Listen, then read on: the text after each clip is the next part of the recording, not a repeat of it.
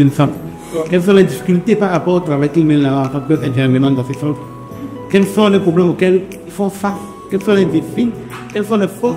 Démarré en novembre 2024, le projet DESON, promotion de la participation, égalité équité de genre au Togo, est porté par la coopération allemande à travers la GIZ, avec l'appui du ministère fédéral allemand de la coopération économique et du développement.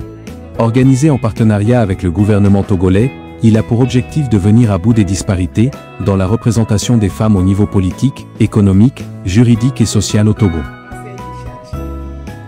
Du 6 au 10 juin 2025, la ville d'Atakpamé, située dans la région des Plateaux, a accueilli un atelier de formation et de recyclage de grande importance. Cette activité est un appui institutionnel au centre d'écoute et différents acteurs dans l'accompagnement des personnes victimes de violences basées sur le genre. Au total, une trentaine de participants issus des 4 coins du pays ont été formés. Ce qui fut fait par ses parents. Malheureusement, à une semaine de l'apprentissage, elle est tombée enceinte. Et les débuts, les parents ne connaissaient pas l'auteur de la grossesse. Donc c'est grâce au centre d'écoute de Palmé, GF2E, que les mamans ont progressivement amené la fille à... L'objectif principal de cette formation était d'améliorer la qualité de la prise en charge des survivantes de VBG en garantissant une assistance adéquate, respectueuse et coordonnée. Pour ce faire, les participants ont été initiés à des thématiques clés comme les concepts de genre et les normes sociales préjudiciables, les principes directeurs de la prise en charge, le paquet minimum de services à fournir aux survivantes, le protocole national intersectoriel de prise en charge, et une visite de terrain pour une simulation de mise en pratique des acquis. Dans un premier temps, nous avons eu à être renforcés sur les questions de violence basée sur le genre. Et ensuite, on nous a parlé du protocole unifié de prise en charge holistique des victimes de violence basée sur le genre nous a été présenté. Et ensuite, on nous a parlé également des instruments juridiques de protection des droits de la femme et de la jeune fille. Donc, pendant les 5 jours également, on a eu à être outillé sur les techniques de communication pour un changement de comportement en tant qu'acteur des femmes d'écoute. Et toujours dans le cadre de ces 5 jours d'activité, nous avons eu à être formés sur la prise en charge psychosociale des victimes de violences basées sur le genre. Et je rappelle que la prise en charge psychosociale des victimes de VBG est l'instrument de travail essentiel des acteurs que nous sommes et qui animons les femmes d'écoute. Donc en dehors de ce module, en tant qu'acteur de prise en charge, il nous a été amené à être informés sur la notion de traumatisme secondaire des acteurs que nous sommes.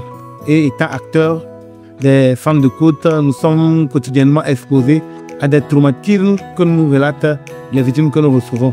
Donc à ce titre, il y a un spécialiste du domaine qui a été formé pour nous aider non seulement à contribuer à prévenir les traumatismes secondaires à notre niveau, mais également des différentes techniques pour pouvoir se faire prendre en charge. Et la dernière journée de la formation a été consacrée à la présentation de l'outil de rapportage en ligne de données des femmes d'écoute.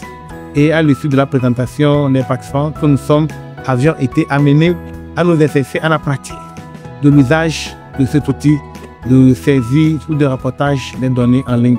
Donc, la dernière journée de cette mission a consisté à une sortie de terrain qui nous a permis d'aller à Palimé, d'échanger avec les collègues du centre d'écoute de Palimé et ceux d'Atakpamé. Donc nous avons eu à rencontrer certaines autorités locales et à échanger avec les acteurs de ce centre d'écoute sur les activités menées par les centres, les difficultés rencontrées dans le cadre de leurs activités et les forces que ces centres-là ont actuellement en tant qu'acteurs intervenants dans la prise en charge des victimes de violences basées sur le genre, aussi bien à Pali qu'à Atakpamé.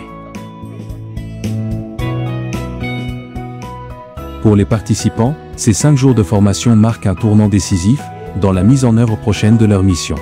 Ainsi, les professionnels impliqués dans la lutte contre les VBG ressortent mieux outillés, plus informés et davantage coordonnés. Ce renforcement de capacité constitue une avancée majeure dans l'offre de services adaptés, respectueux des droits humains et alignés sur les normes nationales. Dans notre métier, on rencontre beaucoup de difficultés. Parce que le travail de l'assistance sociale n'est pas un truc où il y a une formule à appliquer. La résolution se fait au cas par cas. Et c'est quand le cas est devant toi, tu dois chercher tu dois chercher en un bref temps la solution en fait pour accompagner la personne.